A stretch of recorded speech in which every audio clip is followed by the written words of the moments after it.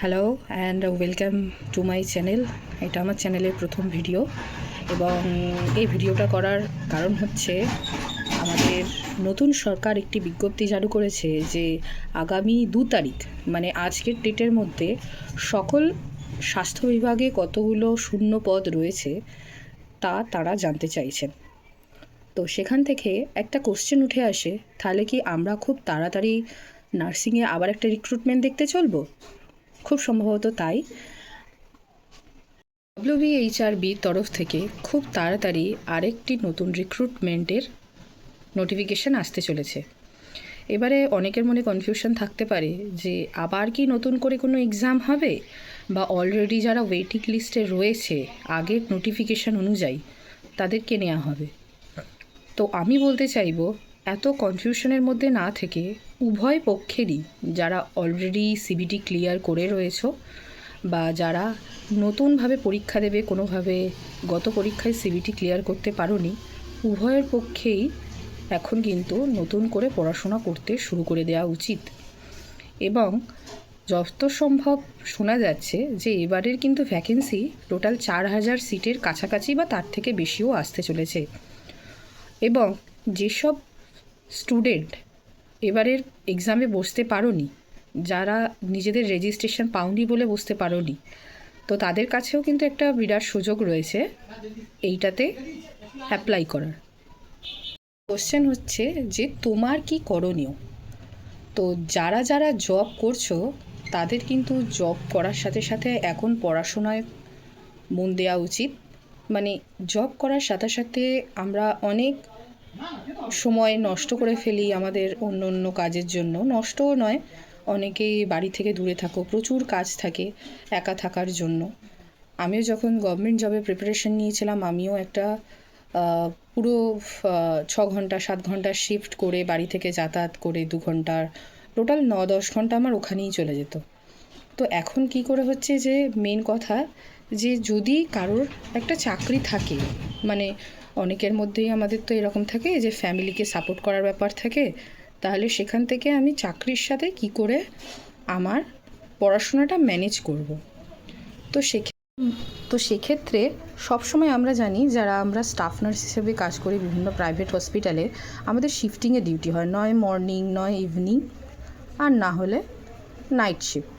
তো ইচ শিফটের ক্ষেত্রে কিন্তু কারোর হসপিটাল পলিসি অনুযায়ী 7 ঘন্টা 6 ঘন্টা 8 ঘন্টা করে ডিউটি থাকে। এবং আমাদের দেখতে হবে তাহলে এই সময়টা বাদ দিয়ে আমাদের হাতে কত সময় থাকছে।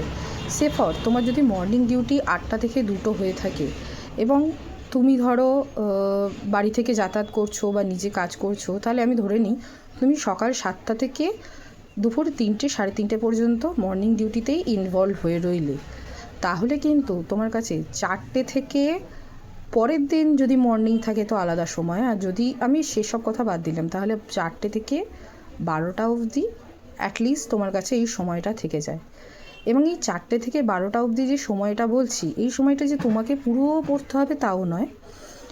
এই 4টে PM থেকে 12টা AM এর মধ্যে তুমি তোমার থেকে প্রতিদিন 3 থেকে 4 ঘন্টা সময় তোমাকে ডেডিকেটেড পড়াশোনার জন্য দিতেই হবে। কেন দিতে হবে? কারণ আজকাল কম্পিটিশন খুব বেশি এবং অনেকে এমনও থাকে যারা কোনো জায়গায় জব করছে না, শুধুমাত্র সরকারি চাকরি প্রিপারেশন নিচ্ছে। তো সেক্ষেত্রে কিন্তু এদের সাথে কমপ্লিট করতে গেলে তোমাকে কিন্তু এই আওয়ারটা নিজেকে দিতেই হবে।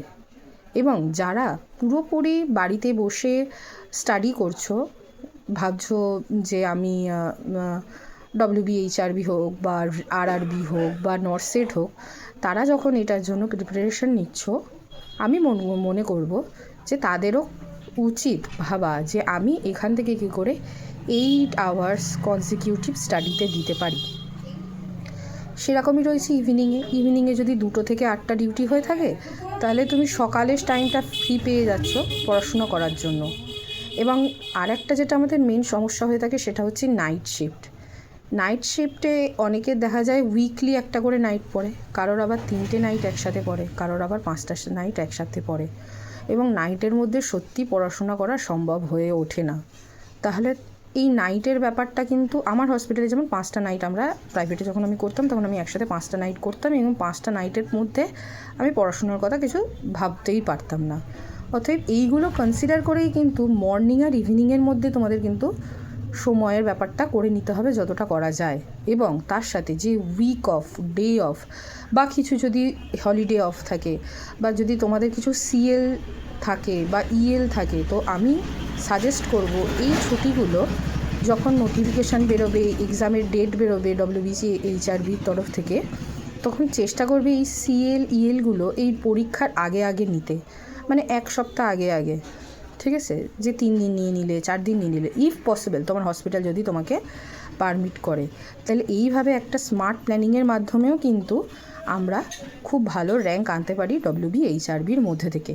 আর যারা অলরেডি ওয়েটিং লিস্টে রয়েছো তাদের জন্য আমি একটাই কথা বলবো, যে তোমরাও আশা ছেড়ো না, তোমরাও পড়াশোনাটা শুরু করে দাও বা পড়াশোনাটা করো।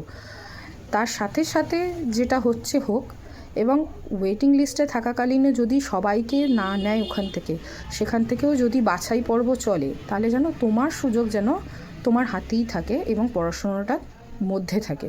তো এই পর্যন্ত এটাই, আমি আস্তে আস্তে সমস্ত গাইডলাইন দেবো যে কিভাবে কি করতে হয় না করতে হয়।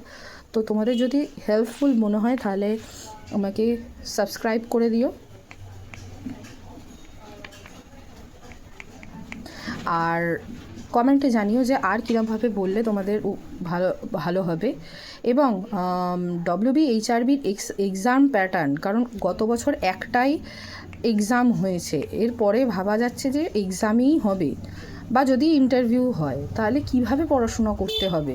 কারণ এক্সামে ডব্লিউবিএইচআরবির আমরা দেখেছি যে বিএসসি বা জিএনএম যে ক্যাটাগরিতেই পরীক্ষা দিয়ে থাকো না কেন, ওনারা ইচ অ্যান্ড এভরি সাবজেক্ট থেকেই কিন্তু কোশ্চেন করেছে, ঠিক আছে? যেমন অ্যানাটমি হয়ে গেল, মেডিকেল সার্জিক্যাল হয়ে গেল, বা অ্যাডাল্ট হেলথ বলতে পারো এখন, সাইকিয়াট্রি মানে মেন্টাল হেলথ,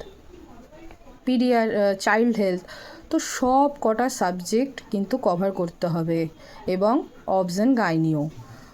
তো এই সব কটা সাবজেক্ট থেকেই কিন্তু প্রত্যেকটা সাবজেক্ট থেকে কোশ্চেন এসেছিলো, ফার্মা থেকে কোশ্চেন এসেছিলো, তারপরে কমিউনিটি থেকেও কোশ্চেন এসেছিলো, সব কটা সাবজেক্ট থেকে কিন্তু ইকুয়ালি ডিস্ট্রিবিউটেড কোশ্চেন ছিল, মানে ওয়েটেজ কিন্তু মেনটেন করে কোশ্চেন করা হয়েছিল। তাহলে সেক্ষেত্রে আমাদের কি করণীয় সেটাও কিন্তু আমাদের ভাবতে হবে।